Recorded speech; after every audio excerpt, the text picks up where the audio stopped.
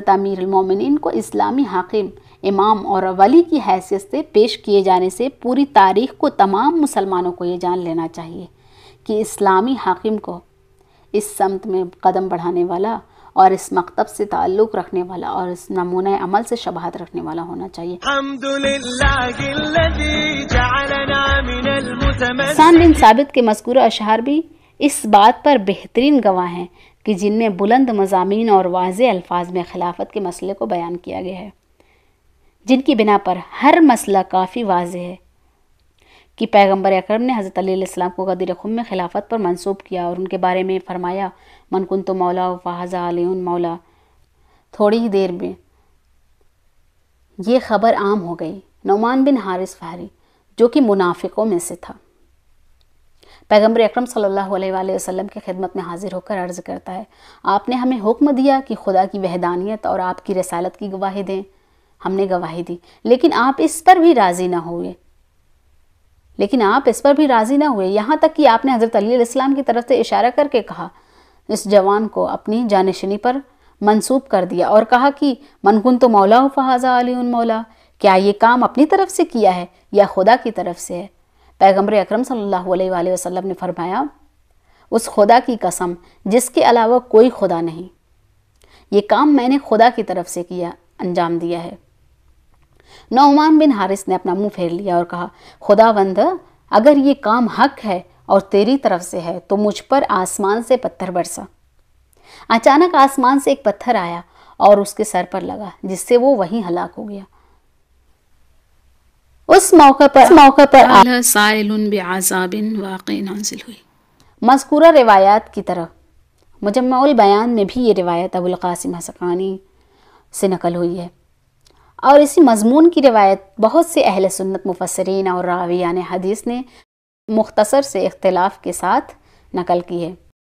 قرطبی نے اپنی مشہور تفسیر میں، آلوسی نے اپنی تفسیر روح المعانی اور ابو اسحاق ثعلبی نے اپنی تفسیر میں، علامہ آمینی علیہ الرحمہ نے کتاب الغدیر میں 30 علماء اہل سنت سے مع منابع اس روایت کو نقل کیا ہے۔ اب بات آتی ہے کہ غدیر، اس کی اہمیت کیا ہے،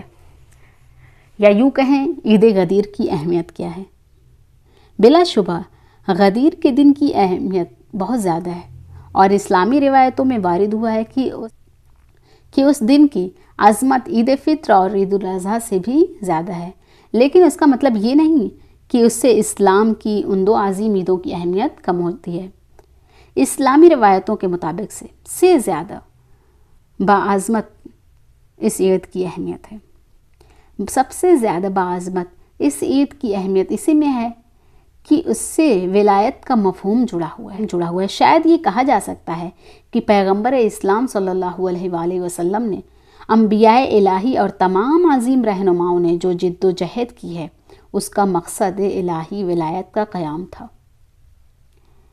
امام جعفر صادق علیہ السلام سے منقول ہے ایک روایت میں کہ آپ نے اللہ کی راہ میں جہاد کے دوران دین کے لیے کیے جانے والی کوششوں کا مقصد بتاتے ہوئے فرمایا ہے کہ مقصد یہ ہے کہ انسانوں کو بندوں یا غلاموں کی سرپرستی سے نکال کر اللہ کی سرپرستی میں داخل کیا جائے۔ تاہم عید غدیر کے معاملے میں یہ بات بھی ہے کہ ولایت و سرپرستی کے مسئلے میں دو اہم و بنیادی دائرے ہیں۔ ایک تو خود انسان اور اس کا نفس ہے، یعنی انسان میں یہ صلاحیت ہو کہ وہ الہی ارادے کو اپنے وجود اور اپنے نفس کا فرما روا بنائے اور اس کی صلاحیت رکھتا ہو، اور خود کو اللہ تعالیٰ کی سرپرستی کے دائرے میں داخل کرنے کی اہلیت اس میں موجود ہو۔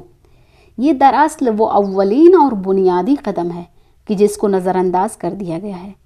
تو دوسرا قدم بھی اٹھانا ممکن نہیں ہوگا۔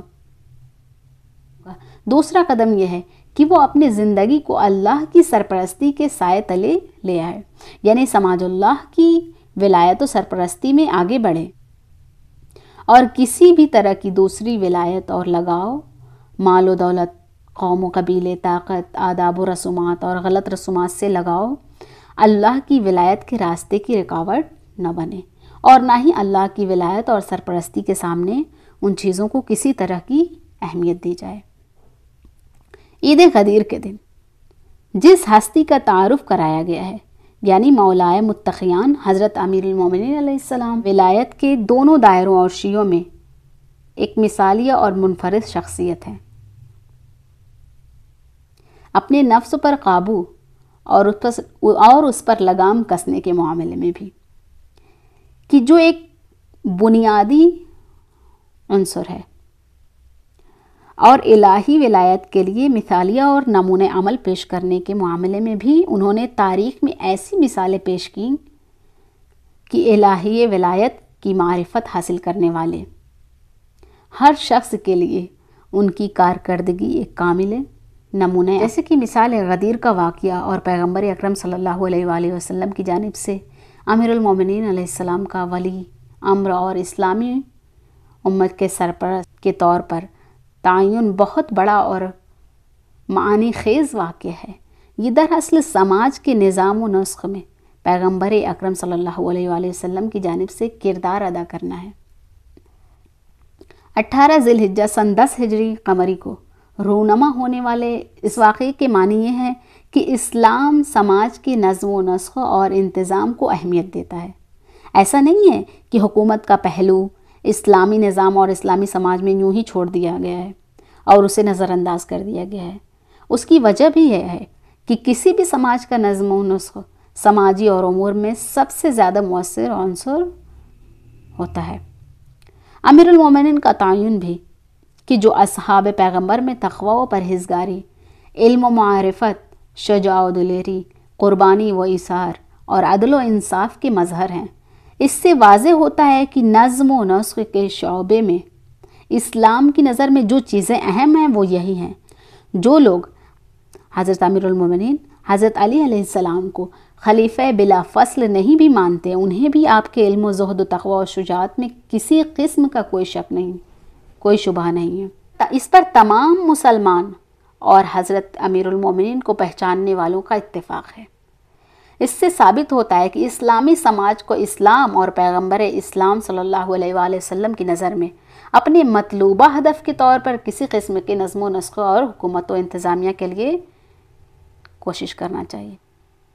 اب بات کرتے ہیں غدیر کے عیاں و پنہان حقائق۔ غدیر کے واقعے میں بہت سے حقائق ہیں۔ معاملہ یہ ہے کہ اس دور میں نئے نئے تشکیل پانے والے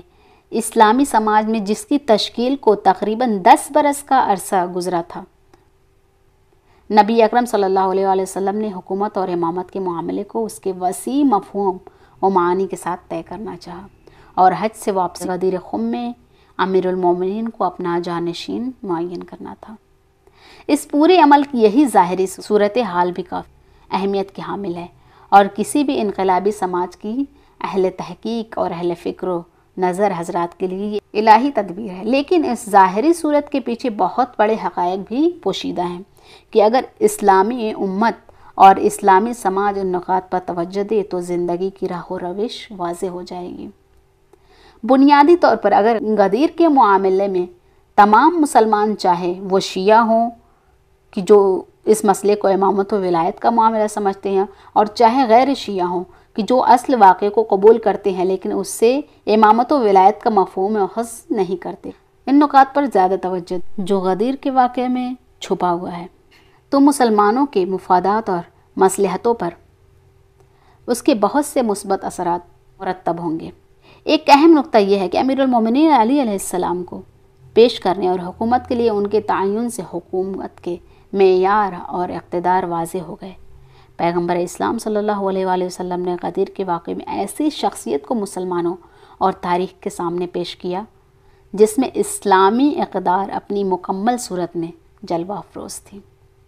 یعنی ایمان کامل کی حامل ایک ایسی ہستی ہے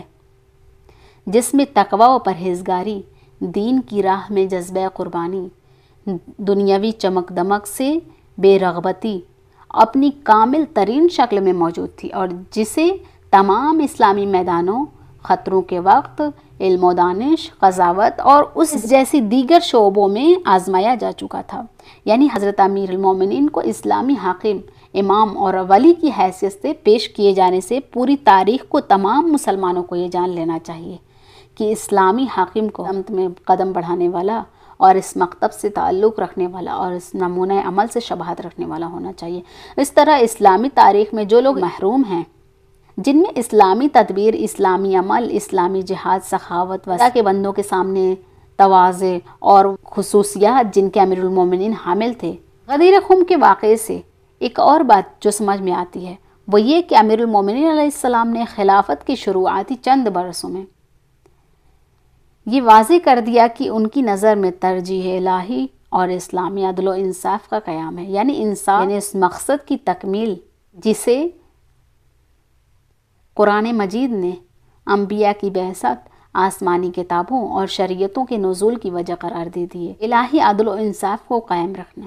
وہ عدل و انصاف جس کو اسلامی احکام میں بیان کیا گیا ہے، انصاف کو یقینی بنانے کا سب سے بہتر راستہ یہی ہے۔ امیر المومنین علیہ السلام کی نظر میں اولین ترجیح تھی۔